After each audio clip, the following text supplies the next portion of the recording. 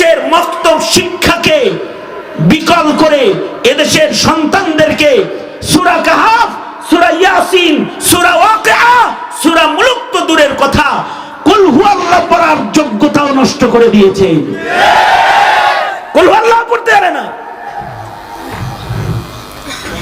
অথচ আল্লাহর কালামের এই সর্বকনিষ্ঠ সূরাদ্বয়ের একটি যদি কেউ তিলাওয়াত করে,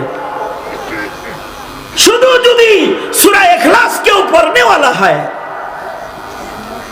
সূরা ইখলাস যদি কেউ শুধু তিলাওয়াতকারী হয়, তাতেও আল্লাহ তাআলা তাকে জান্নাতে যাওয়ার রাস্তা করে দিবে। এক সাহাবী তো সূরা ইখলাস বেশি পড়তো, আল্লাহর রাসূল ডাককে নিয়ে কয়, এই এত কুল হুয়াল্লাহ পড়স কেন? সাহাবী কয়, কুল হুয়াল্লাহরে ভালোবাসি। সুবহানাল্লাহ, আগামী কালকে বলল। নবীজি বললেন, এত সূরা ইখলাস পড়ো কেন? সাহাবী বলে, আমি সূরা ইখলাসকে ভালোবাসি। আল্লাহর রাসূল বললেন, তাইলে সূরা ইখলাস তোকে জান্নাতে পৌঁছায়া দিবে। আল্লাহু আকবার, চিল্লায়ে জোরে আওয়াজ করে বলো। সূরা কাহফ তো পড়ো না, সূরা ইখলাসটাও তো পড়তে চাও না। অশুদ্ধ তিলাওয়াত, শুদ্ধ করে ফাতিহা ইখলাস পড়ার যোগ্যতাও নাই। কিন্তু হাকিম মুহাম্মদ থানবী রাহমাতুল্লাহ আলাইহি বলেছেন, যারা শুধু বিশুদ্ধ কোরআনের তিলাওয়াত করা জানবে, এরা ফিতনা চিনবে, এরা ফিতনা চিনবে, এরা বন্ডও চিনবে, আহলে হকও চিনবে। এই যে তোমরা যারা আছো এখানে, যারা আসছো, তারা এখানকার যারা, তারা সবার ওয়াজ শুনতে যায় না। এই নদী পার হইয়া দেলোয়ার বলছে আর হুজুররা আইছে, বুঝি না। এখানে আনসারী রহমতুল্লাহ আলাইহি একটা তাফসীরের ভিত গাইরা দিয়ে গেছে যে এই জায়গায়, এই চকের ভেতরে আহলে হক আলেমরা আসবে, তোরা আসিস। বাস, ওই যে ধারাবাহিকতা শুরু হইছে, এখন নদী পার হয়েও চলে আসে। কেন আসে? আহলে হক চিনে, এ কারণে আসে। আহলে হক চিনে বিদায় আসে। আলহামদুলিল্লাহি ওয়া কাফা ওয়া সালামুন আলা ইবাদিহিল্লাযীনা ইসতাফা। أما بعد فأعوذ بالله من الشيطان الرجيم. بسم الله الرحمن الرحيم. قل هل ننبئكم بالأخسرين أعمالا الذين ضل سعيهم في الحياة الدنيا وهم يحسبون أنهم يحسنون صنعا. وقال النبي صلى الله عليه وسلم رب عمل صغير تعظمه النية رب عمل كبير تصغره النية أو كما قال عليه الصلاة والسلام. اللهم صل على محمد وعلى آل محمد كما صليت على إبراهيم وعلى آل إبراهيم إنك حميد مجيد. اللهم بارك على محمد وعلى آل محمد كما باركت على إبراهيم وعلى آل إبراهيم إنك حميد مجيد। ধর্মপুর খাদিমুল কোরআন পরিষদের উদ্যোগে আয়োজিত সপ্তম বার্ষিক তাফসীরুল কোরআন মহাসম্মেলন, সম্মেলনের মোহতারাম সাদার, মোহতারাম সভাপতি, উপস্থিত হাজরাত, বুজুর্গ, উলামায়ে কেরাম, সম্মুখপানে সমবেত দিন প্রিয়, ইসলাম প্রিয়, দিনদার ইমানদার মুমিন মুসলমান ভাইয়েরা, পর্দার আড়াল থেকে আলোচনায় শামিল মা বোনেরা, বিশ্বজগতের মালিক, বিশ্ব প্রতিপালকের বিশ্ব দরবারে কালিমাতুশ শুকর যে মহান রব্বুল আলামিন ঐতিহ্যবাহী একটি সম্মেলনে আকাবির, বুজুর্গ, উলামা হযরতদের সোহবতে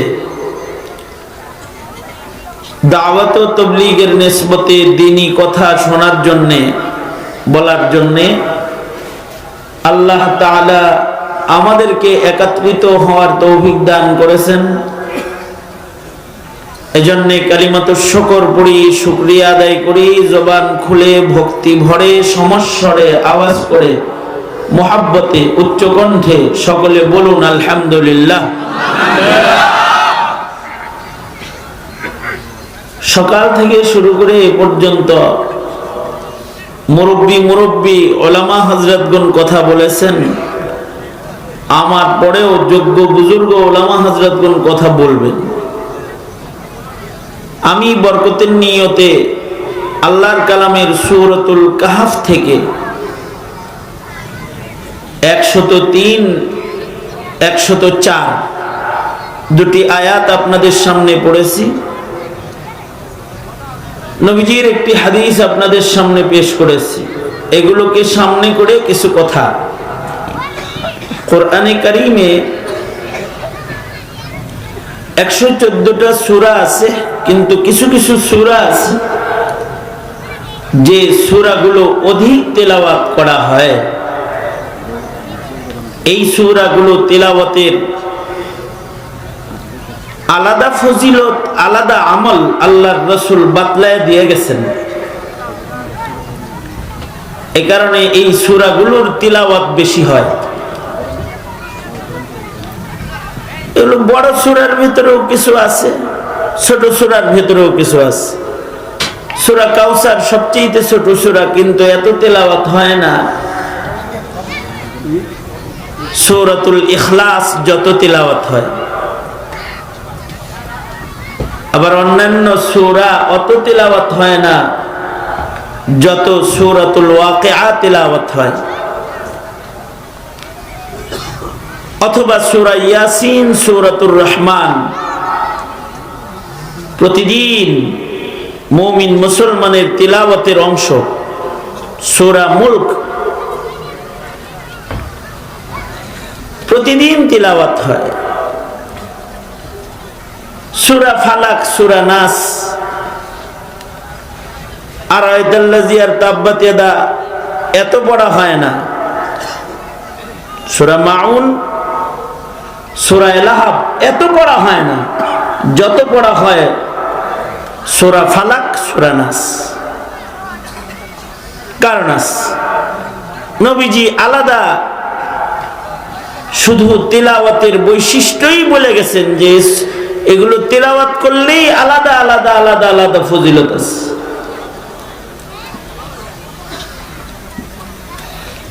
যেমন সূরা কাহফ যদি কেউ প্রতি শুক্রবারে পড়ে,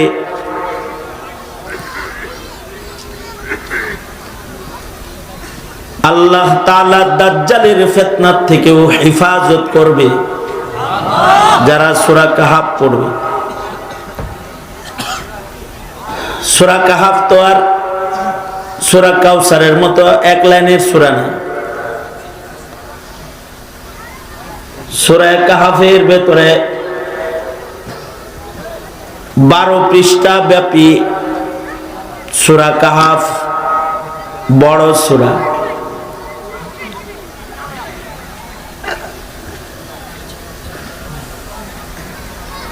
বারো পৃষ্ঠা সবার জন্য তিলাওয়াত করা সহজ নয় যদি না কেউ কোরআনে কারীম তিলাওয়াত না শিখে।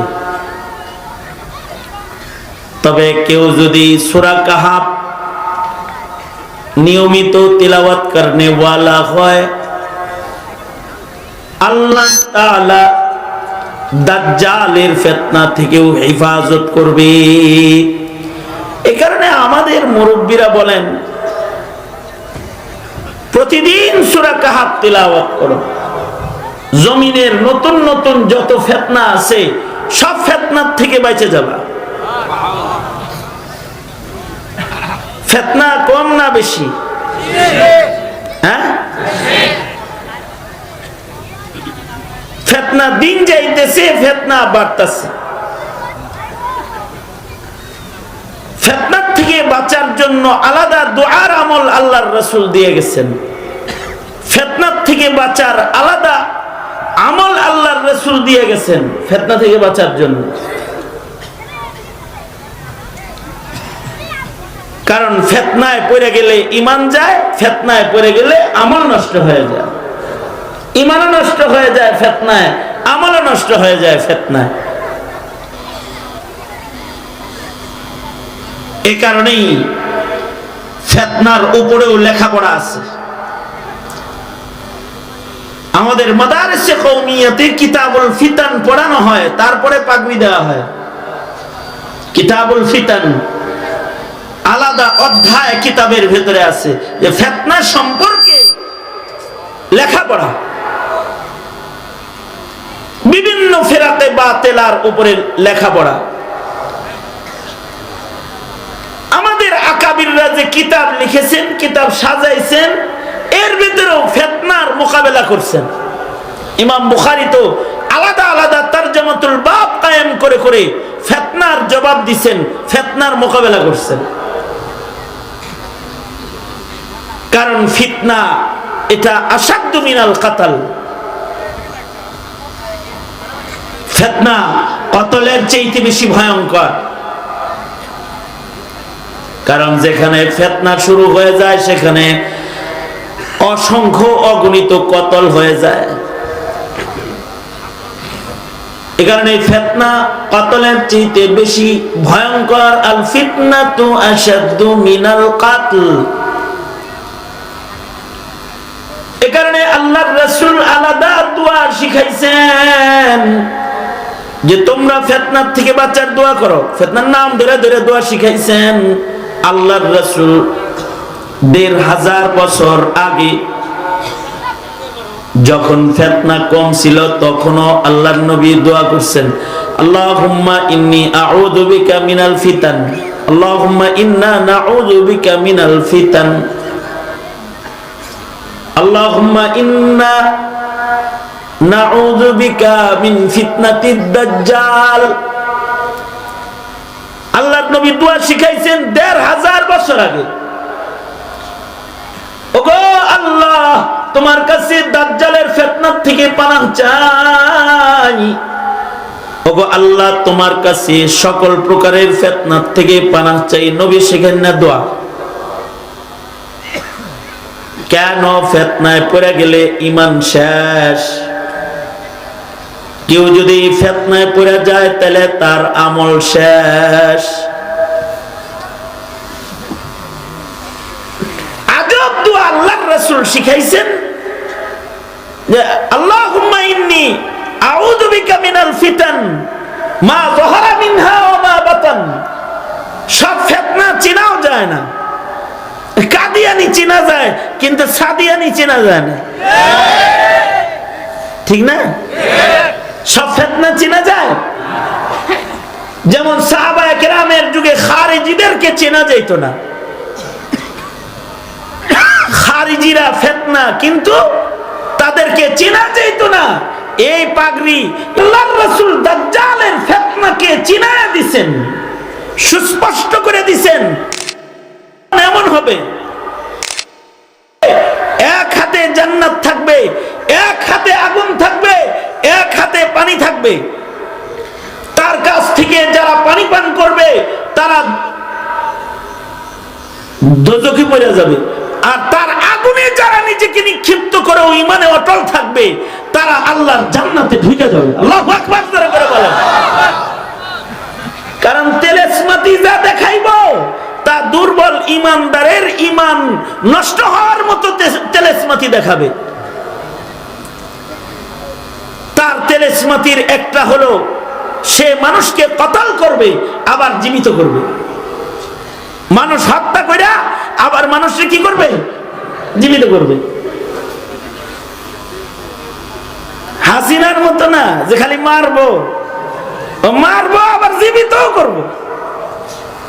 হাসিনা মারছে কিন্তু কাউরে জীবিত করে নাই, কিন্তু দাজ্জাল হইলো মারবে আবার জীবিত করবে। শুধু কি তাই? মানুষকে যা বলবে এই তোর বাপ মরছে কবে রে? 10 বছর আগে। মা মরছে কবে? 15 বছর আগে। মা বাপ দেখতে মনে চায় না তোর? হারিয়ে যাওয়া মৃত মা বাবা কার না দেখতে মনে না চায়? তেহে বলবে হ্যাঁ দেখতে মনে চায়। যদি দেখাইতে পারি তাইলে তো বুঝবি যে আমি খোদা। নাউজুবিল্লাহ। তাহলে আমার দলে আইবি তো? তাই মরা মা বাপ দেখাবে, মৃত মা বাবার সাথে সন্তানের জিয়ারত করাইয়া দিবে। কবরের মা বাবার লগে জিয়ারত করাইব সন্তানের। এটা কেমনে সম্ভব হবে? কারণ শয়তানের আন্ডারে শয়তান থাকে, দুষ্ট লোকের আন্ডারে দুষ্ট লোক থাকে। দাজ্জাল দুষ্ট, ওর আন্ডারে দুষ্ট জিন্নাতরা থাকবে। যেমন মুদির আন্ডারে হাসিনা থাকে,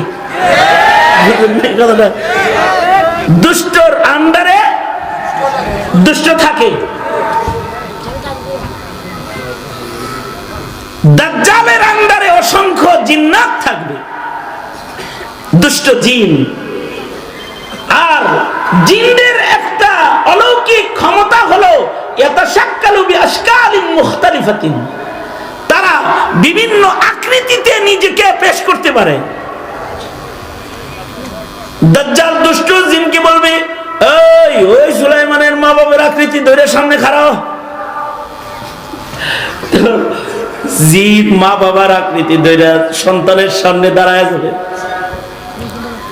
যখন দাঁড়ায় যাবে দুর্বল ইমানদার যেটা দেখো ঠিকই আপনি ক্ষমতা রাখেন, আর দলে চলে যাবে, দোজখে পড়ে যাবে। তবে আপনাদের মতো যারা আছে, যারা সূরা কাহাফ পড়নেওয়ালা অথবা যারা সূরাতুল কাহাফ জাননেওয়ালাদের তাফসীর শুননেওয়ালা, যারা আলেমদের সোহবতওয়ালা, যাদের তাকওয়া মজবুত, যাদের ঈমান মজবুত, তারা তারিখ ধরে বলে ফেলবে। ধর্মপুর খাদিমুল কোরআন পরিষদের মাহফিলে আলেমদের মুখে শুনছি তুই শয়তানরা এগুলো সব করতে পারবি, তোর বিষয়ে আমাদের ইলম আছে। এতদিন ছিল ইলমুল ইয়াকিন, আজকে তোর তেলেসমাতি দীক্ষা হইছে আইনুল ইয়াকিন। তুই খারাপ কানা দাজ্জাল, তোর দলে যাবো না, চিনা ফেলবে। নেক সান্নিধ্যের কারণে তারাও চিনবে, বলবে এতদিন ছিল ইলমুল ইয়াকিন, আজকে হইছে আইনুল ইয়াকিন। তুই দাজ্জাল, তোর দলে যাওয়া যাবে না।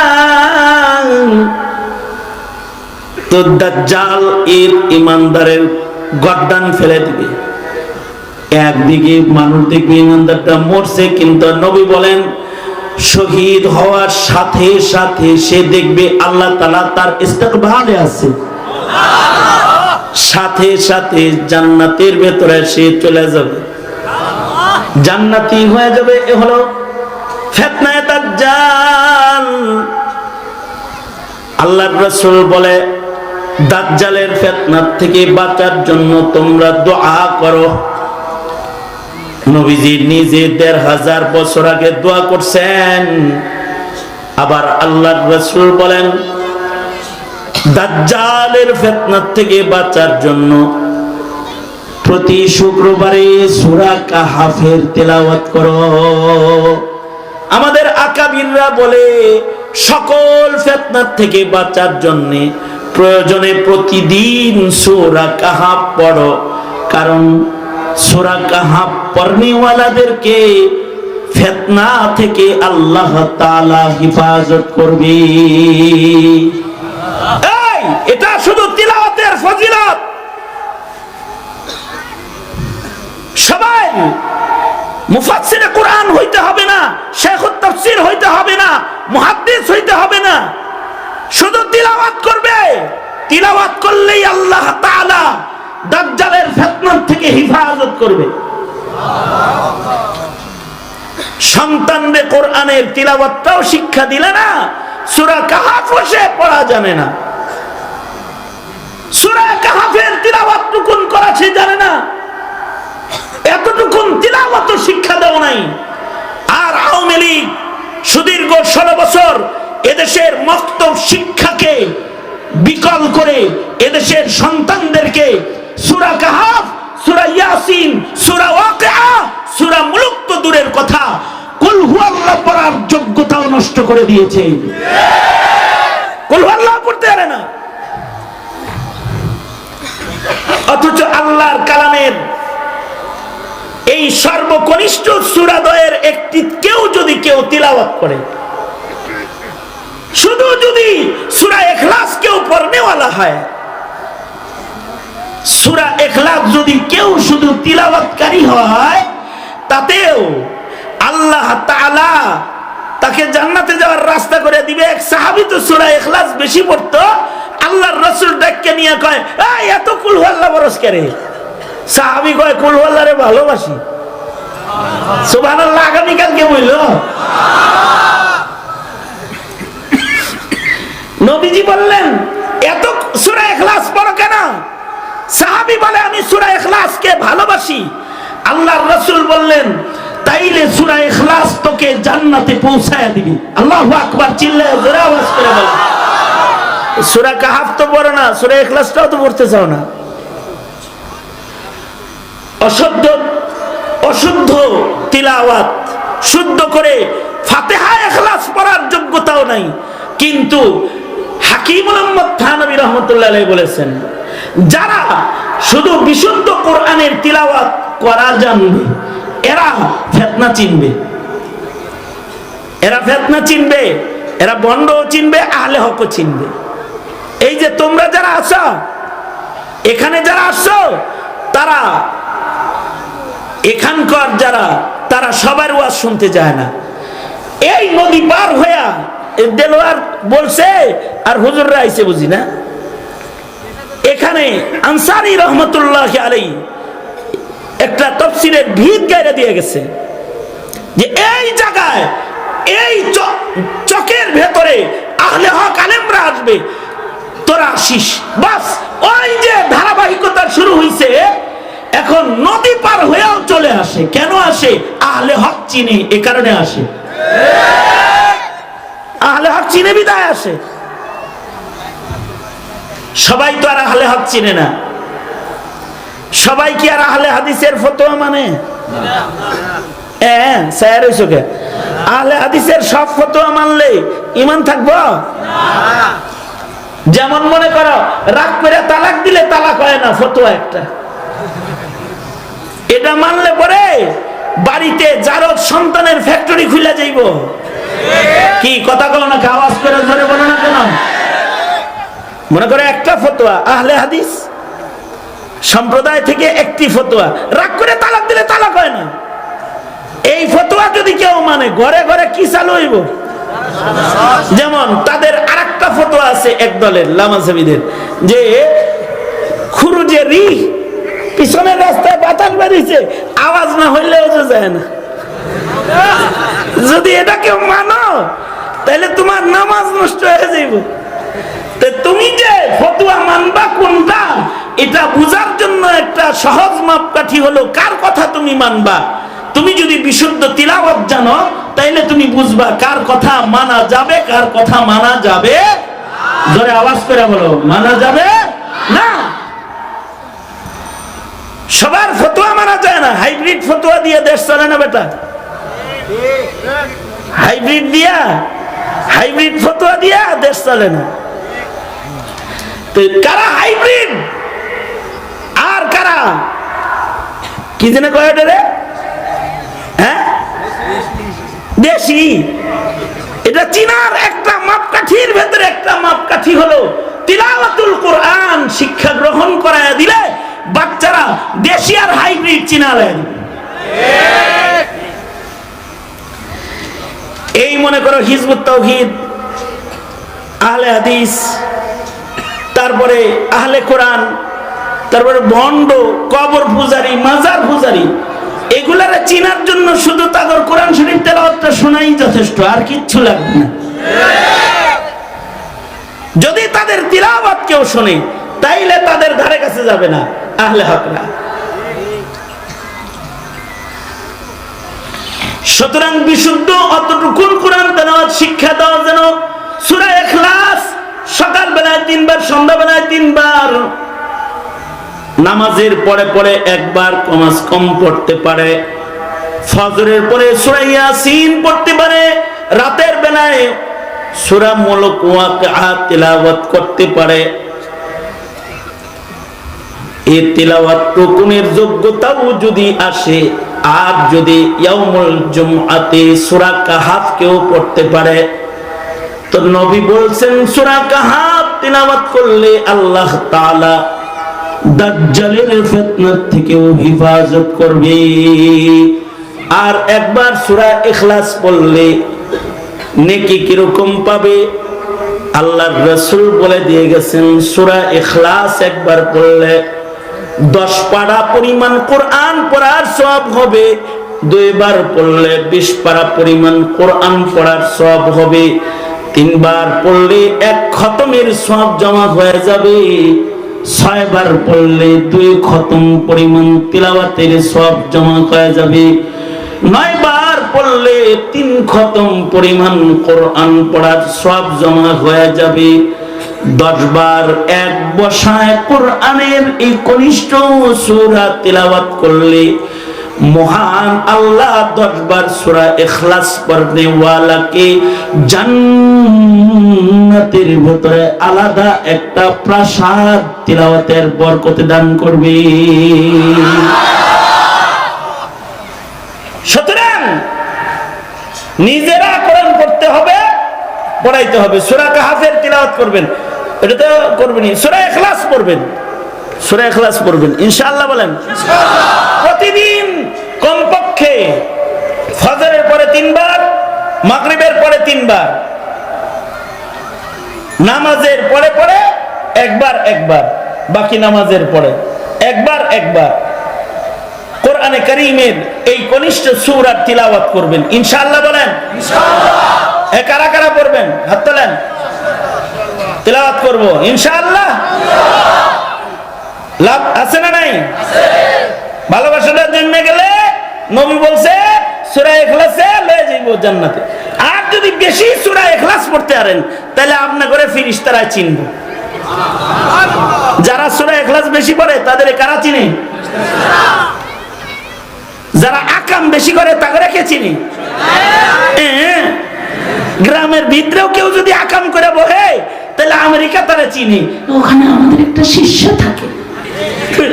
ঠিক না? আওয়াজ করে জোরে বলেন ঠিক না? ঠিক ধরে বলেন। যারা আকাম করে ওটি যদি গ্রামের ভিতরেও থাকে ওরা আমেরিকার ভিসা পাওয়া যায়। আকাম করলে ওরে কারা চিনে? শয়তান চিনে, রতনে রতন চিনে, চারে চিনে চার। আর যখন কেউ সূরা ইখলাস পড়বে তাকে ফেরেশতারা চিনবে।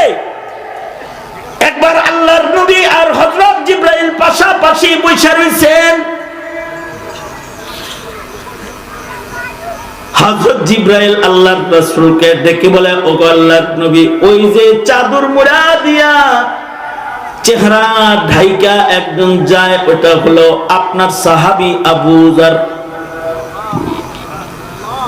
আল্লাহর রাসূল বলে, জিবরাইল, আমার সাহাবী আবু যরকে আপনি কেমনে চিনেন?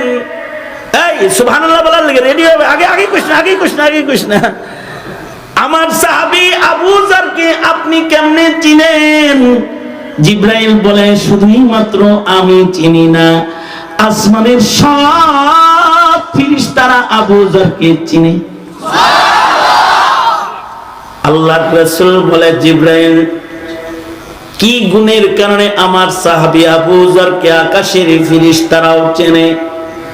হযরত জিবরাইল বলে, ওয়াজহান, দুই কারণে আসমানের ফেরেশতারাও আবু যরকে চিনে।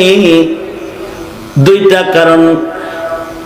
এক নাম্বার কারণ হলো লিসিগারিহি আলা নাফসিহি, নিজেকে নিজে ছোট মনে করে, এ কারণে তাকে ফেরেশতারা চিনে। সে মনে করে খোদার দুনিয়ায় আমার চেয়ে কম দামি আর মানুষ নাই। এই যে নিজে ছোট মনে করার গুণ, নিজেকে যারা ছোট মনে করে তাদের আল্লাহ তাআলা পছন্দ করে। আর যারা মনে করে আমি অমুকের চাইতে ভালো, আমি অমুকের চাইতে ভালো, আমি অমুকের চাইতে ভালো, আনা খায়রুম মিনহু, এই ধারণা পোষণ করা, এটা ইবলিসের দোষ। এই কার দোষ? স্যার হইছো কে?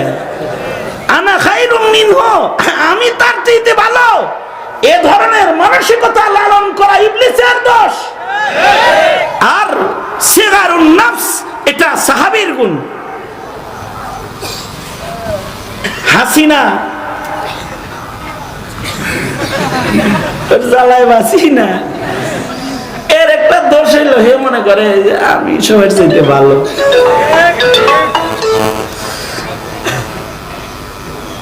আমি অমুকের চাইতে ভালো, আমি অমুকের চাইতে ভালো, আমি অমুকের চাইতে ভালো।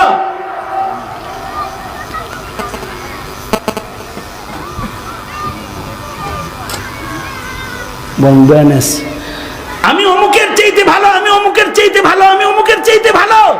এমনকি এত মানুষ মারার পরেও এই 3 দিন আগে কইলো কি, আমি কি করছি, আমি এত খারাপ কেমন হইলাম, আমি তো বুঝি না। হে কি করছে বুঝে না, কত বড় শয়তান। চিন্তা করছে এত মানুষ মারার পরেও বুঝে না যে হে এ অপরাধী, বুঝতেছে না যে হে কি করছে। কেন এর 32 নাম্বার ভেঙে দেওয়া হলো, 33 বানায় দেওয়া হলো।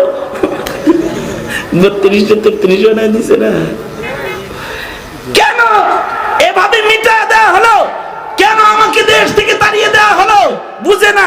কয় আমি বুঝি না, আমার কি দোষ, আমি স্বজন হারা এক অসহায় মানুষ, বুঝে না। আসো দেশে, ইতিহাস কখনো মুছে যায় না। এই জাতি বুঝাবে তোমার দোষ না, তুমি নির্দোষ না দোষী, খালি পাড়া দিয়া দেখো, বুঝায় দেওয়া হবে। বিডিআরের রক্ত নিয়ে খেলেছো, আলেমদের রক্ত নিয়ে খেলেছো, সাধারণ জনতার রক্ত নিয়ে খেলেছো। শেষ বেলায় স্কুলের ছোট ছোট বাচ্চা যাদের মুখের লালা মা বাপ এখনো মুছে দেয়, তাদেরকে রাজপথে গুলি করে করে মেরেছো, পাখির মতো গুলি করে মেরেছো। তারপরেও বুঝো না তুমি কি জিনিসটা। কিছু আছে এরকম, মাইরাও জিতে, কান্দাও জিতে। এই প্রকৃতির কিছু খবিশ লোক আছে, মাইরাও জিতে, কান্দাও জিতে। নিজের দোষ দেখে না, খালি পরের নুক্তা সানি করে বেড়ায়। পরের দোষ দেখে যারা, এগুলো নিকৃষ্ট। আর নিজের দোষ, নিজের অপরাধ দেখতে হয় যে আমার কত অপরাধ, এটা দেখতে হয়। একটা অপরাধের কারণে মানুষের মূল্য নষ্ট হয়ে যায়। কয়টা অপরাধের কারণে? এই কয়টা অপরাধের কারণে? একজনের একটা অপরাধ নাই, আর একজনের একটা অপরাধ আছে, এ কারণে মূল্য নষ্ট হয়ে যায়। এক নুকতা মে ने मुझे मुहरिम से मुजरिम बना दिया। एक नुक्ता ने मुझे मुहरिम से मुजरिम बना दिया। मैं दुआ करता रहा और वो दगा समझता रहा। মুহরিমের নিচে নুক্তা নাই, মুজরিমের নিচে নুক্তা আছে। মুহরিম মুহরিম সম্মানী, আর মুজরিম অপরাধী। একটা নুক্তার কারণে মুজরিম, আর একটা নুক্তা সরে গেলে মুহরিম, আর একটা নুক্তার কারণে দাগা, আর একটা নুক্তা না থাকলে পরে দোয়া। আমি দোয়া করি আর হে কয় আমার ক্ষতি করে, দাগা, আমার দুশ্মনী করে। एक ही नुक्ता ने मुझे, एक ही नुक्ता ने मुझे मुहरिम से मुजरिम बना दिया। मैं दुआ करता रहा और वो दगा समझता रहा। एक नुक्तार कारणे মানুষের মূল্য নষ্ট হয়ে যায়। আর সেখানে যদি অপরাধীটা হয় হাসিনার মতো বড় মাপের অপরাধী, তার দশা কি হয়? এ কারণেই তো ছাত্র জনতা গণভবন সহ ঘেরাও করতে যায়, পাইলে পিঠের চামড়া তুলে ফেলতো।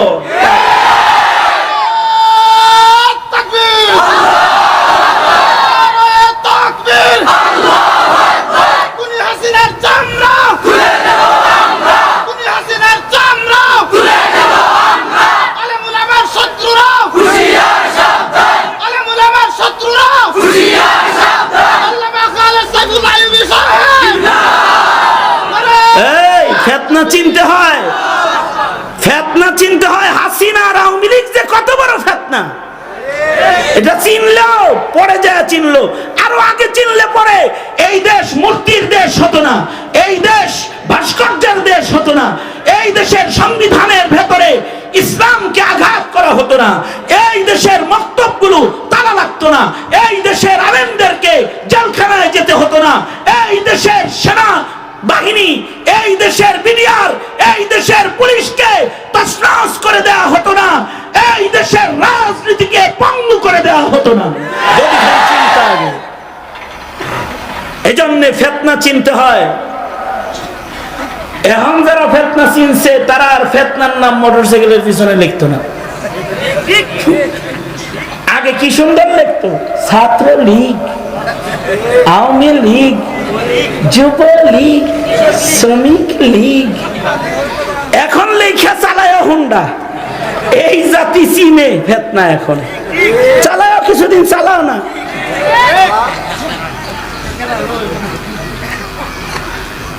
ফেতনা না চিনলে সমস্যা। এদেশের আলেমরা সূরা কাহাফ পড়ে, এ কারণে কেউ যখন ফেতনা চিনে না তখন একটা দল ফেতনা চিনে, তারা হলো উম্মতের উলামায়ে কেরাম। চিল্লায় জোরে বলো ঠিক না বেঠিক, জোরে বলো। যাই হোক, আমি যেটা বলতেছিলাম সেই দিকে চলে যাই। লিসিগারিহি আলা নাফসিহি, নিজেকে যারা ছোট মনে করে তাদের মহান আল্লাহ পছন্দ করে।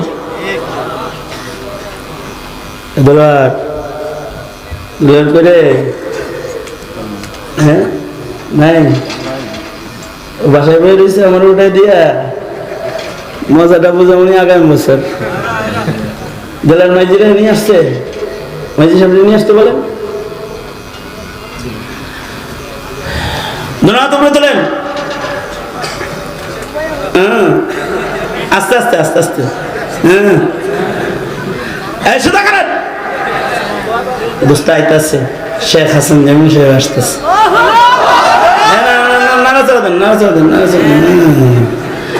জবান খুলে আওয়াজ করে বলেন সুবহানাল্লাহ, বলেন আলহামদুলিল্লাহ।